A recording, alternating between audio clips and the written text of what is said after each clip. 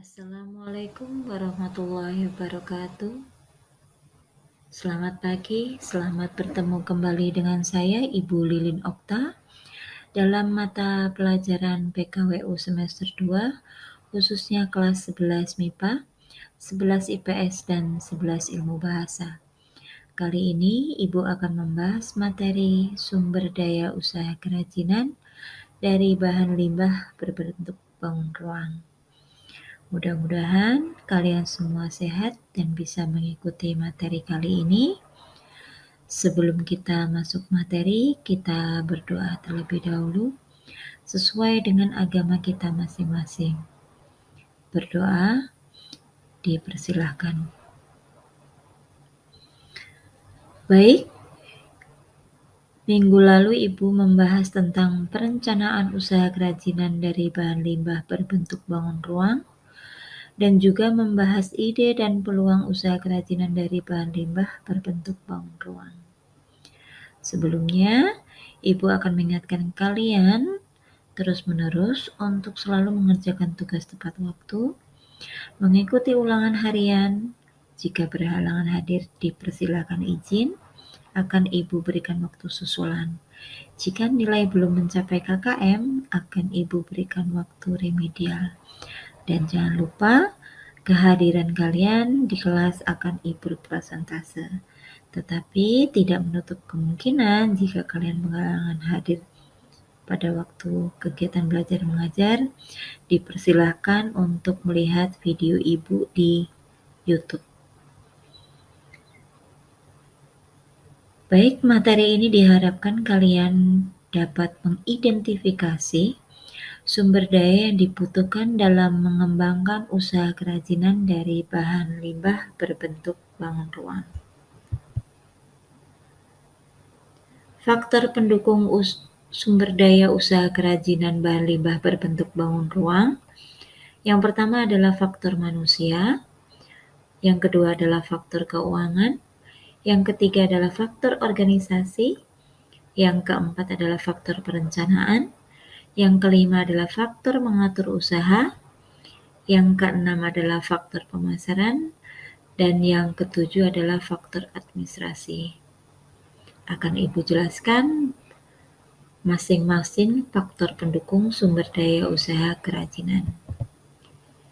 Yang pertama adalah faktor manusia, di mana di sini adalah manusia mempunyai banyak sekali ide kreatif dan rencana usaha. Di sini ide-ide brilian akan diciptakan oleh manusia. Kemudian yang kedua adalah manusia sebagai makhluk sosial.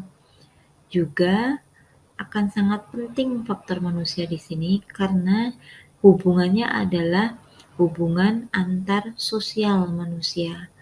Akan lebih gampang, lebih baik jika memang banyak teman relasi. Kemudian juga ada next usaha yang akan dijalankan. Jadi, faktor manusia merupakan faktor yang paling utama dalam menentukan ide-ide dan peluang usaha. Kemudian yang selanjutnya adalah faktor keuangan. Faktor keuangan di sini sangat juga penting karena untuk memenuhi kebutuhan pembelian bahan baku, penggajian karyawan, proses packaging, dan proses distribusi. Selanjutnya adalah faktor organisasi. Suatu entrepreneur atau usaha atau seorang pemimpin harus bisa berhubungan dengan karyawan. Hubungan karyawan di sini adalah hubungan yang secara tegas karyawan itu ada tugas dan kewajibannya masing-masing. Jadi dipertegas lagi, suatu karyawan di situ harus mempunyai tugas masing-masing dan juga kewajiban masing-masing. Selanjutnya adalah faktor perencanaan. Faktor perencanaan ini juga sangat penting untuk merencanakan produk apa yang akan dibuat. Jadi, waktu minggu lalu sudah ada materi adalah ide dan peluang usaha apa yang dibuat. Ini adalah merencanakan produk apa yang akan dibuat. Kemudian memperhitungkan jumlah dana yang diperlukan. Nah, kalau produknya sedikit berarti jumlah dana yang dibutuhkan adalah juga sedikit. Merencanakan jumlah produk yang akan dibuat. Produk dalam jumlah besar dan produk dalam jumlah kecil tetap berakibat pada dana yang kita punya. Jika dananya kecil, berarti produk yang kita buat adalah sedikit. Jika dananya besar, adalah produk yang kita buat bisa lebih banyak. Kemudian merencanakan tempat pemasaran produk. Nah, kita juga harus bisa merencanakan tempat memasarkan produk kita. Apakah dibuat secara online maupun dibuat secara offline untuk pemasarannya. Misalkan online, berarti kita nanti sering masuk ke sosial media, dipromosikan. Kemudian juga kalau kita mau merencanakan pemasaran produk secara offline, berarti kita hubungannya adalah dengan pihak lain.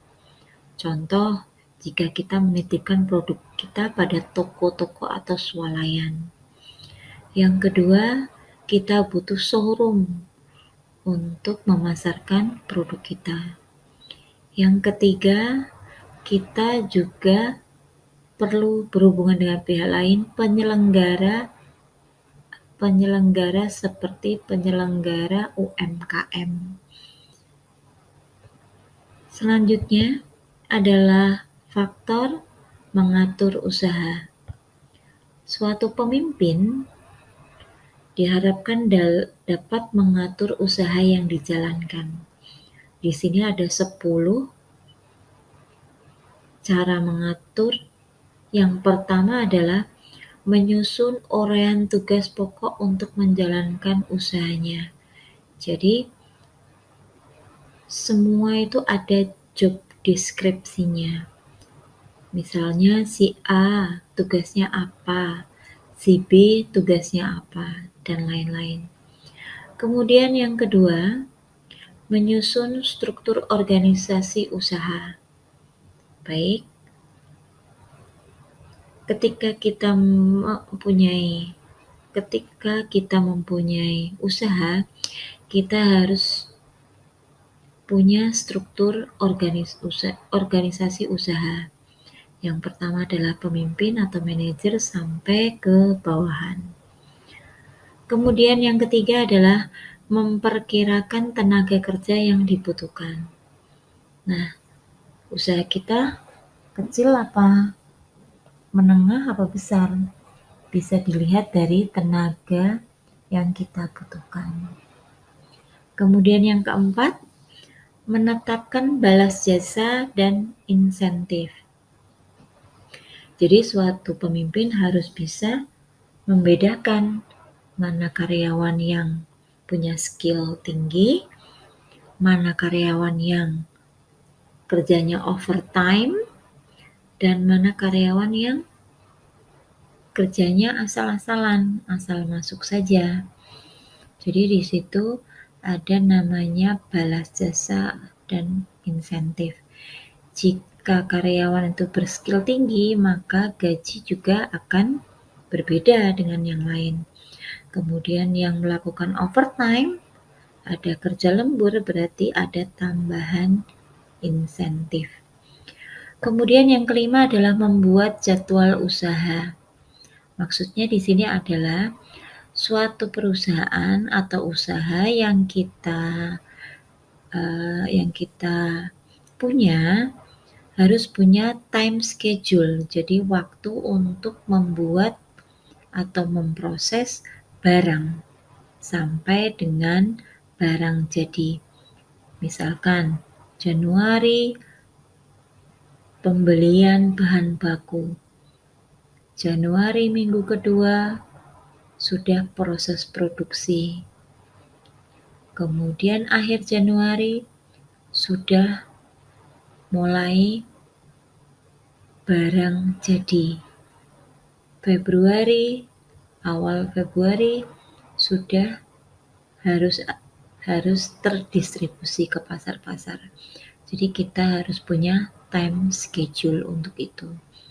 Ketika kita udah lewat time schedule-nya, berarti ada yang salah dengan jadwalnya tadi atau karyawannya tidak kerja cepat dan tepat. Kemudian yang keenam adalah pengaturan mesin-mesin produksi.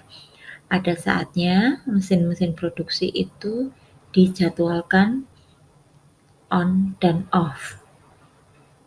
Jika mesin-mesin produksi itu dijadwalkan on secara terus-menerus, maka perlu dijadwalkan off. Untuk apa? Untuk pengecekan mesin-mesin tersebut, apakah ada kerusakan ataupun ada maintenance. Kemudian yang ketujuh, pengaturan tata laksana usaha. Nanti kita harus bisa mengatur tata laksana usaha sebagaimana mestinya. Yang delapan adalah penataan barang-barang. Di sini yang dimaksud adalah penataan barang-barang ketika barang sudah jadi ya. Berarti kita butuh etalase. Kemudian yang kesembilan, penataan administrasi usaha. Administrasi usaha di sini nanti ada dijelaskan di faktor administrasi. Kemudian yang ke-10 adalah pengawasan usaha dan pengendaliannya. Contoh, misalnya pengawasan usaha barang terlalu banyak diproduksi, kemudian tidak laku di pasaran. Nah, ini diawasin juga. Jangan sampai barang menumpuk dan sulit dikendalikan sehingga perusahaan tidak profit. Kemudian faktor selanjutnya adalah faktor pemasaran. Kita cek di pasar daya serap tentang produk kita bagaimana, apakah terjual ataukah tidak. Kemudian kondisi pemasarannya kita bisa melihat apakah sedang lesu atau sedang naik. Kalau sedang naik, kita dapat menambah produksi kita. Kalau lesu bagaimana? Kalau lesu berarti kita mencoba ide yang lain. Kemudian ada program pemasarannya, kita cek juga secara berkala, baik online maupun offline. Kemudian selanjutnya adalah faktor administrasi. Faktor administrasi di sini meliputi pencatatan, pembukuan, surat menyurat, agenda, MOU, atau juga perjanjian dengan pihak luar. Di sini semuanya harus tercatat dengan rapi. Ada track record-nya. Pencatatan barang yang masuk dengan yang keluar harus sama. Kalau misalnya keluar masuknya barang itu tidak sama, berarti dalam pencatatannya berbeda. Tanggal berapa barang masuk, tanggal berapa barang keluar. Kemudian pembukuan keuangan. Dari proses pembelian bahan baku, penggajian karyawan, itu juga harus ada track record-nya. Surat menyurat dalam hal apa? Tentang penawaran usaha atau penawaran produk, perkenalan usaha, invoice, dan sebagainya. Ada agenda dengan pihak luar, dan juga ada perjanjian dengan perusahaan lain. Di sini faktor administrasi sangat penting dibutuhkan untuk mengingatkan kita tentang posisi perusahaan. Selanjutnya, Ibu ucapkan terima kasih. Materi sumber daya usaha kerajinan bahan limbah berbentuk bahan ruang sudah selesai. Mudah-mudahan kalian paham. Jika belum paham, silahkan tinggalkan komen di YouTube Ibu ataupun di Teams. Ibu akan reply selepasnya. Baik, Ibu akhiri materi kali ini.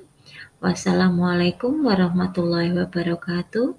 Selamat pagi dan tetap jaga kesehatan.